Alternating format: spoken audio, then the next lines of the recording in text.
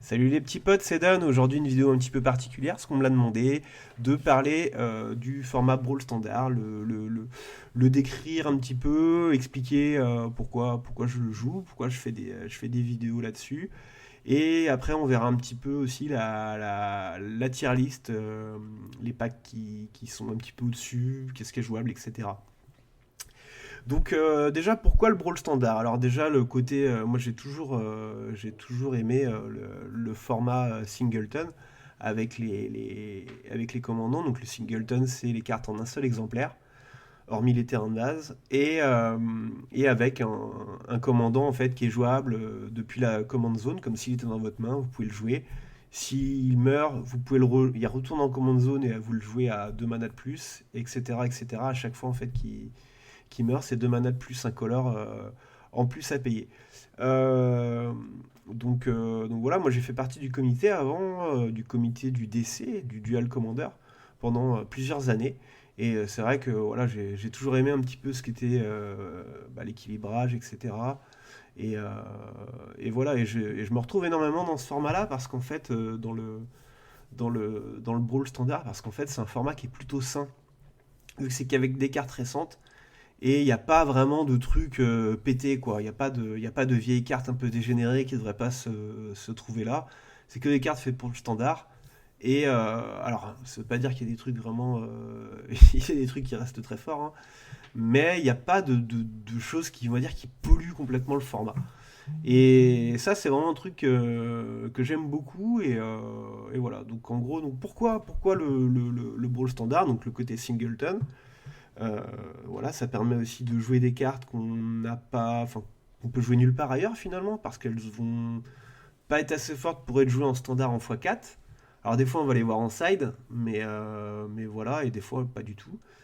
Et en même temps, pas assez puissante non plus par rapport au format, au vieux format, comme le Dual Commander, où là les listes sont de plus en plus au taquet, il y a de moins en moins de place, il faut vraiment que les cartes soient super bonnes pour pouvoir rentrer dans les decks. Alors il y en a toujours, hein, à chaque édition, il y a toujours une ou deux cartes qui peuvent rentrer dans tel deck, voire des fois des nouveaux decks entiers, si par exemple c'est un nouveau commandant, une nouvelle légendaire qui sort, on peut faire un deck autour.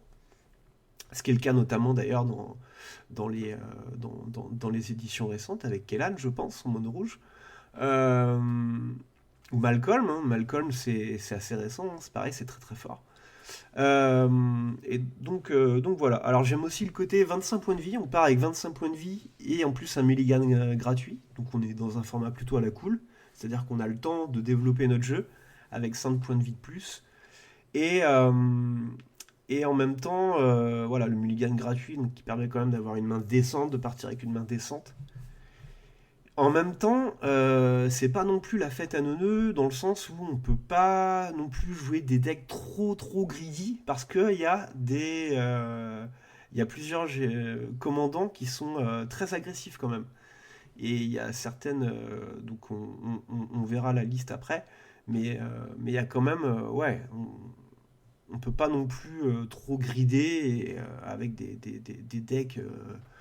decks ultra lents qui font que du CA, etc. Et il y a aussi un autre côté qui est important. En Brawl standard, on joue non pas en 100 cartes, mais en 60 cartes. Donc, mourir à la meule, c'est très possible en fait. Si vraiment vous gridez trop, donc typiquement Atraxa, donc bon, je vais vous montrer après pour ceux qui connaissent pas.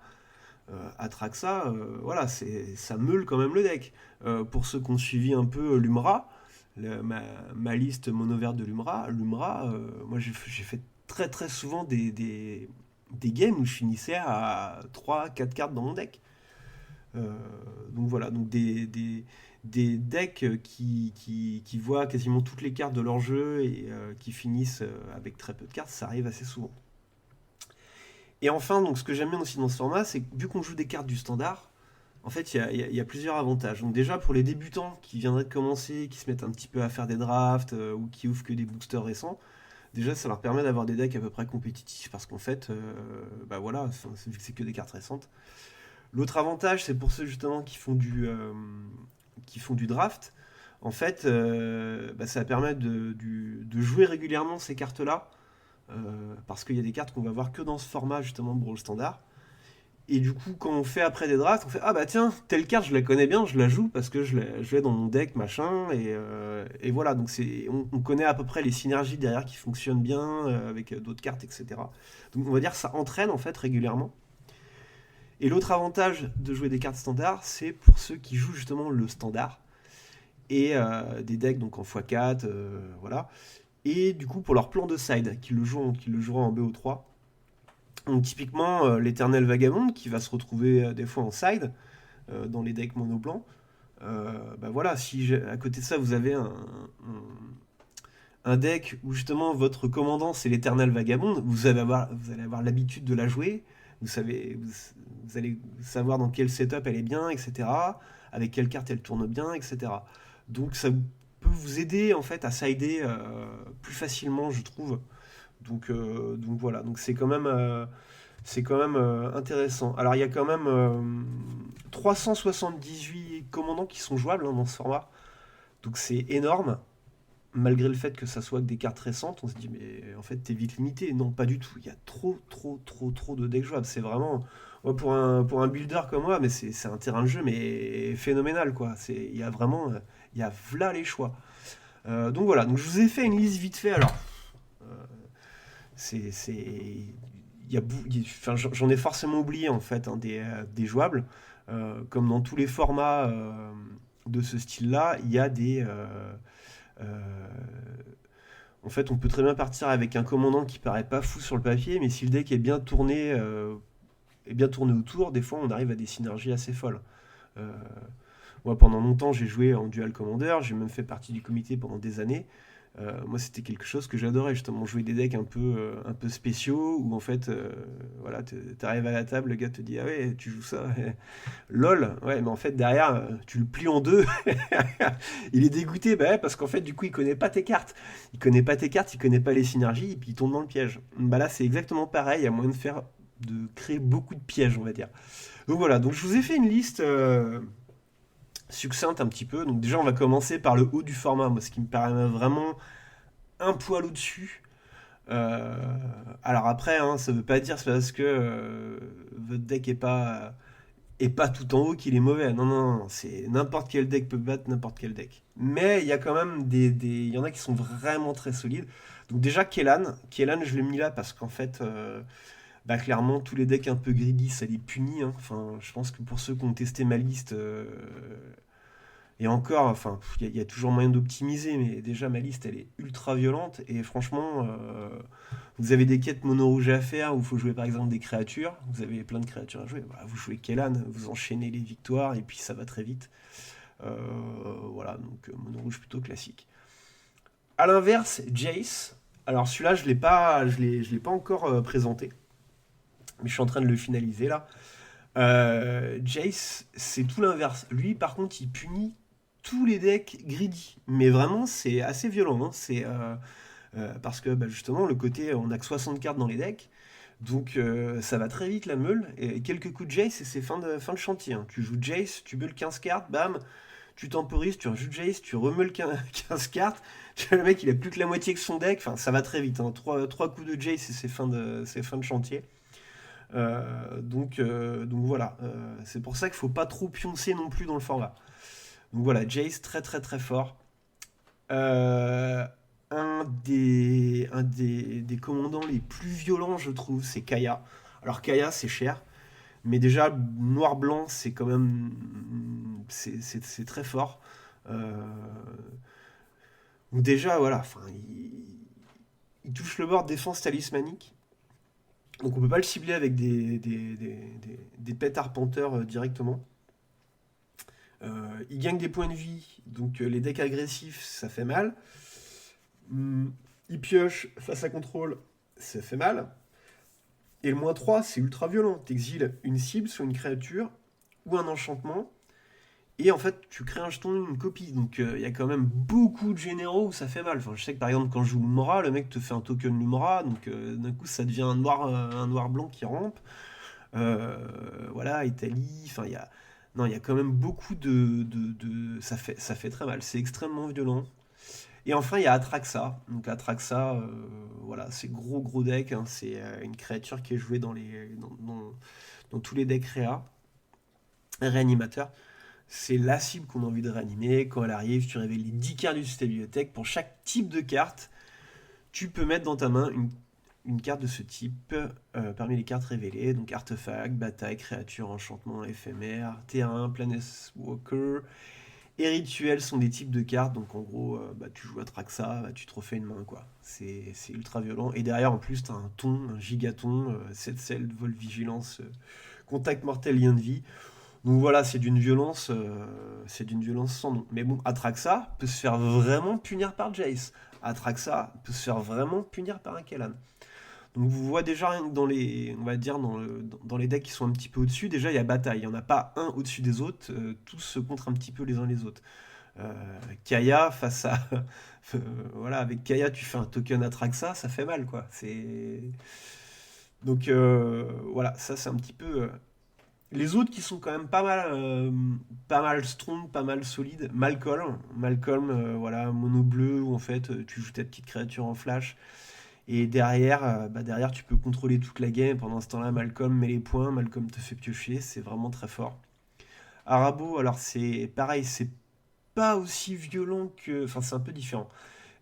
Kellan, c'est vraiment le mono raid aggro des familles.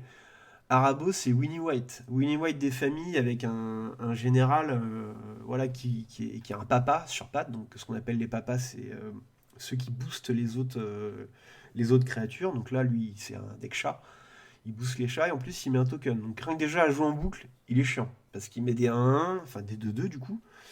Et voilà, non, c'est un peu. C'est très fort Arabo en fait, hein. Tu peux, et puis le blanc en standard est quand même une couleur très polyvalente, hein. Bah, comme je vous ai montré le Buzza, voilà, on peut le builder un peu comme on veut, mais en Winnie White c'est très très fort. Kaito, vous connaissez la liste, hein, c'est quand même. C'est assez explosif, c'est polyvalent, puis le fait de jouer des comptes, des boons, bon, on peut gagner contre tout. Liliana, bah pareil, vous avez vu, mono black control, c'est pareil, tu peux dépouiller la main de l'autre, en late game c'est assez violent, le fait d'avoir un anti-bet sur patte dans la zone de commandement c'est très fort. Un que j'ai pas présenté, il y a Jasper. Donc Jasper, Rakdos, rouge-noir, pareil c'est ultra violent celui-là.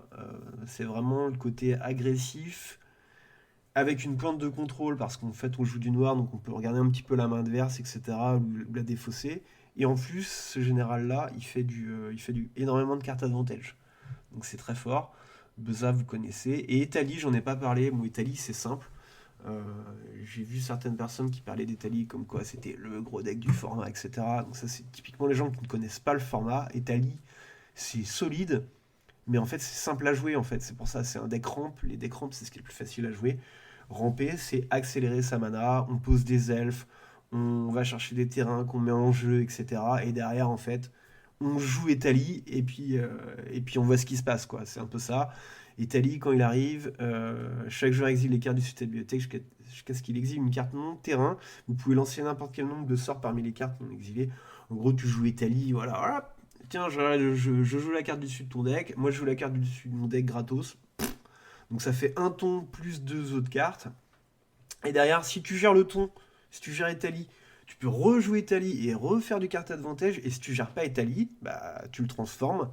Il se transforme en 11 indestructible. S'il touche, il tue quoi, hein. C'est parce qu'il inflige des marqueurs poison. Donc 11 piétos indestructible, voilà. C'est assez violent. Mais c'est simple, efficace. Mais Italie, c'est pareil. Ça peut se faire retourner par beaucoup de match-up. Mais c'est solide et c'est simple à jouer, donc oui, effectivement, on peut le croiser assez souvent. Et puis c'est sympa, quoi. C'est je joue Italie, puis je vois ce qui se passe, quoi.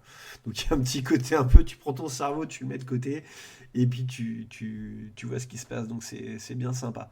Après, je vous ai mis, donc alors là, c'est pas classé par puissance, là, on va dire, ça, c'est les monocouleurs qui sont forts, donc Lumora, je vous ai montré.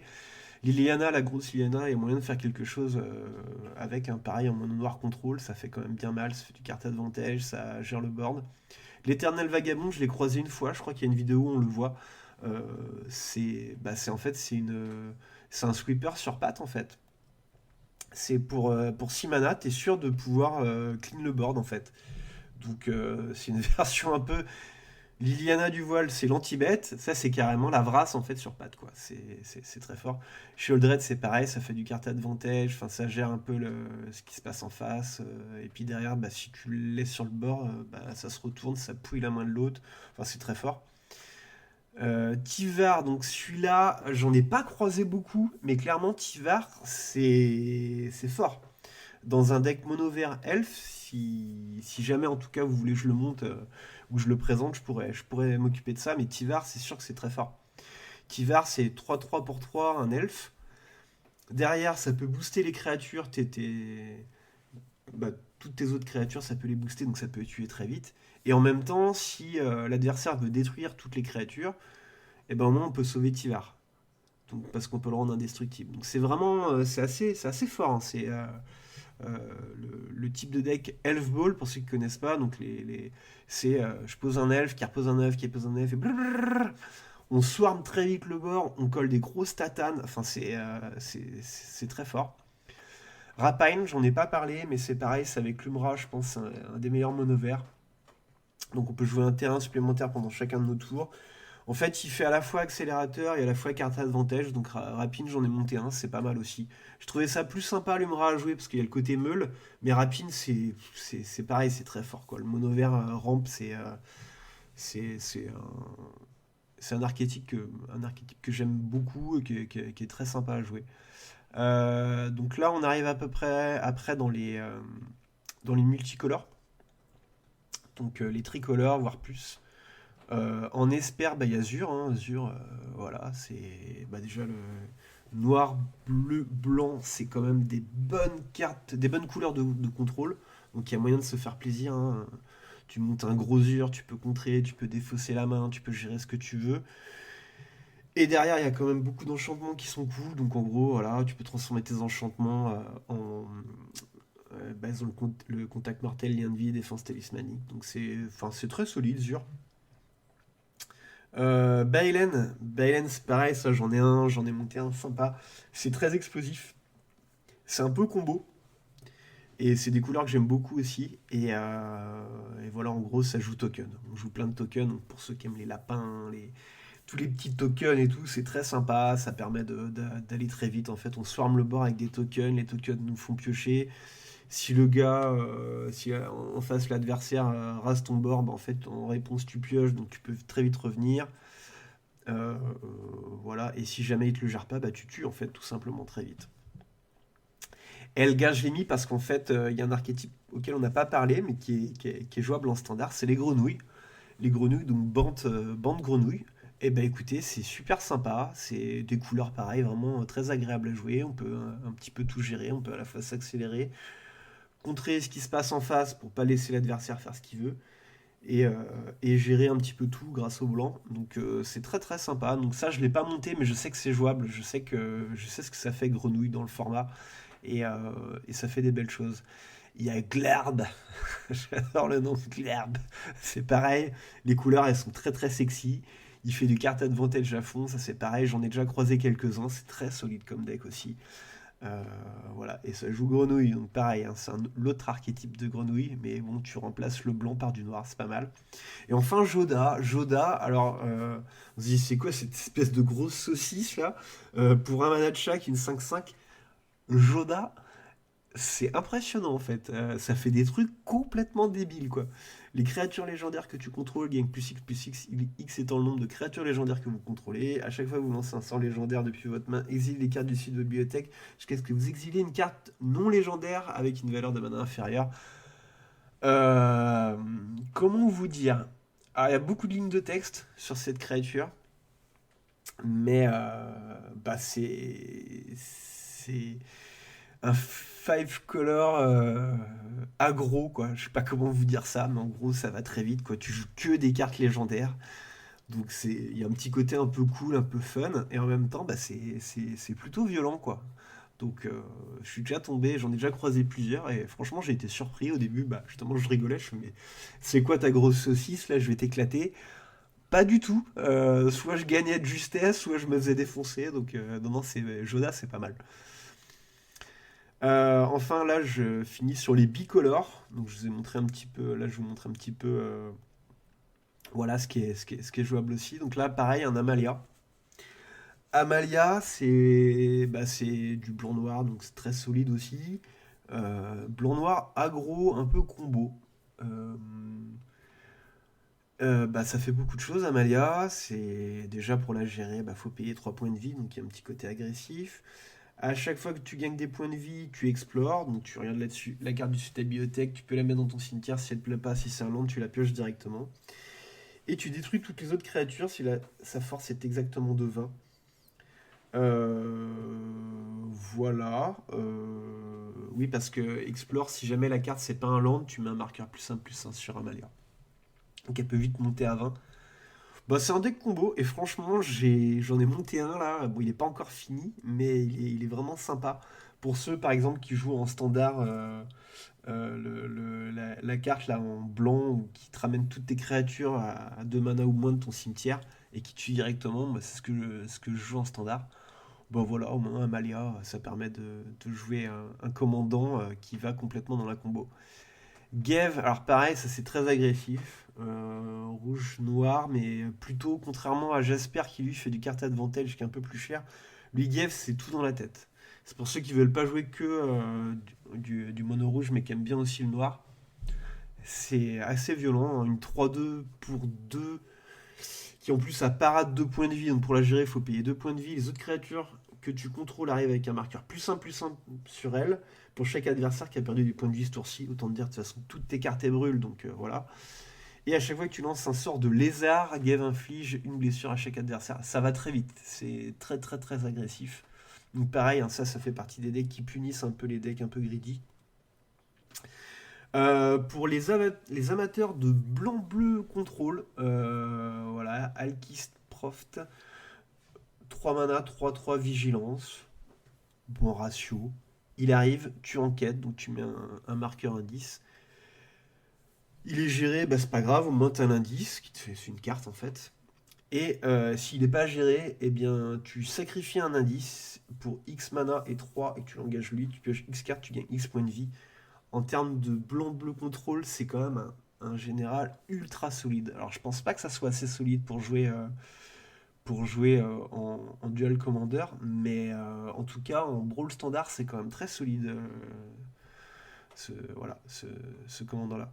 Glissa, Glissa, voilà, c'est une très très bonne créature, hein. 3 mana, 3-3, unique contact mortel. Donc unique contact mortel, c'est qu'elle va taper en premier, dans un duel de créatures, elle va taper en premier, et elle, quand elle tape, elle tue. Donc en gros, il y a une 10-10, tu bloques avec ta glissa, paf, tu fumes la 10-10, quoi. Voilà.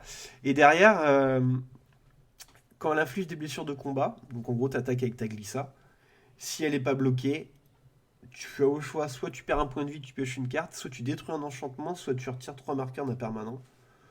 C'est très polyvalent, c'est très fort, c'est très solide, Glissa. Pour ceux qui aiment le vert noir, franchement, tu mets ça en général, c'est super. J'ai mis Tivar aussi, dans les mêmes couleurs. Tivar, c'est plus pour ceux qui aimeraient jouer Elf Ball, mais avec une touche de noir. Ça se fait aussi régulièrement. Donc voilà, si vous avez envie de jouer Elf Ball, c'est pas mal aussi. Pour 3 mana, les capacités des créatures que vous contrôlez, c'est comme s'ils avaient la sévérité. Donc en gros, tous tes elfes font du mana directement. Et pour +1, tu dégages une créature, donc tu dégages un elfe. Donc ça va très vite. T'es un elfe, t'es deux Tivar qui dégagent l'elfe, qui te remet un autre elfe, qui fait du mana, Enfin bon, bref, c'est explosif, c'est très très fort. Et tu meules 3 cartes, tu peux renvoyer sur le champ de bataille depuis le cimetière une carte de créature. Donc en gros, ça c'est vraiment le Elf Ball, mais qui subit moins les sweepers, on va dire. Plus solide face, un peu moins explosif qu'un mono vert, mais derrière beaucoup plus solide. Pour les amateurs de Boros, alors pareil, il y a plusieurs généraux qui sont viables. Donc il y en a qui sont un peu plus late, etc. Celui-là est ultra violent, donc celui-là on le croise en brawl assez souvent. C'est pareil, hein, pour ceux qui jouent Brawl, là, en Brawl standard, anime pas cal, franchement, ça met des tartes, ça fait hyper vite, très très mal. C'est très solide et Boros, c'est sympa à jouer en plus. En gros, ça swarm le board. Lui, il grossit, quand il attaque, il met des créatures attaquantes. Enfin, À chaque fois que vous attaquez avec au moins une créature non gnome, mettez un marqueur +1/+1 sur un impacal, puis créez X jetons de créature 1/1 gnome engagé et attaquant. Donc en gros, t'as des créatures, tu poses anime, t'attaques avec les créatures, déjà il y a un effet quoi. Tu re-swarm sur le board et lui anime il grossit. Donc c'est vraiment, c'est un super commandant celui-là. Pour les amateurs de blanc, vert, enchantement, bah il y a Calix. Voilà. Bah voilà, moi j'ai jamais été trop un joueur d'enchantement. Mais ça fait de la belle magie, hein. Voilà, il y a pas mal d'enchantements sympas et voilà. Enfin, j'ai déjà vu, j'ai déjà fait des grosses bagarres face à des Calix. Il faut pas les laisser faire parce que très vite ça fait beaucoup de cartes advantage, ça bloque complètement le board. Enfin, puis les enchantements c'est dur à gérer quoi. Donc, parce que la plupart des decks ont un, 2, 3 pets enchantements dans leur deck. Là, il fait que ton pondre plein et il fait des copies. C'est assez violent. Enfin, donc j'ai mis deux decks, enfin trois decks même bleu-vert. Alors bleu-vert, c'est comme en Duel Commander, ça reste quand même des couleurs extrêmement fortes, hein, parce que d'un côté tu rampes et de l'autre côté tu peux contrôler le board ou contrer avec le bleu. Voilà, donc Clément, bah Clément c'est encore en rapport avec le deck grenouille, hein. C'est c'est explosif, c'est pas mal. Zimon, j'adore le nom, Zimon. Donc c'est pareil, ça c'est bah voilà, c'est une menace. T'as pas besoin de jouer d'autres cartes de menace quoi. Voilà, tu joues juste ça et puis derrière ça pond des tokens. T'as juste besoin de lander, ça pond des gros tokens énormes. Et derrière, bah, avec le reste de ton mana, soit tu peux t'accélérer, faire du card advantage ou contrôler la game, c'est très fort. Kaito, c'est un bon arpenteur. Et Dimir, donc Dimir c'est bleu-noir. Voilà, c'est très très solide un Kaito. Euh, J'en ai pas croisé beaucoup, mais c'est sûr, enfin, quand on voit toutes les possibilités qu'il donne Kaito, c'est obligé. Enfin, c'est pareil, si vous voulez que j'en monte un, il faut me le dire dans les commentaires, et puis je ferai ça, mais Kaito, c'est strong, c'est obligé. Ral, ça j'en ai croisé plusieurs. Donc pour les amateurs de rouge-bleu, voilà, c'est un bon arpenteur, hein, 4 mana avec 4 marqueurs loyauté. À chaque fois que tu lances un sort non créa, tu mets un marqueur loyauté sur Ral, donc ça peut aller très vite. Derrière, pour plus 1, tu mets une loutre avec la prouesse, donc qui est grossie quand tu joues des sorts. Pour -3, tu fais du card advantage. Et puis pour -10, bah, tu gagnes la partie, hein. Tu pioches 3 cartes, tu gagnes un emblème avec les sorts d'éphémère de rituel que vous lancez ou le déluge. Donc pour les amateurs de deck combo dans ces couleurs, eh ben, il y a carrément moyen, je vous le dis, j'en ai déjà croisé plusieurs qui m'ont fait de la belle magie.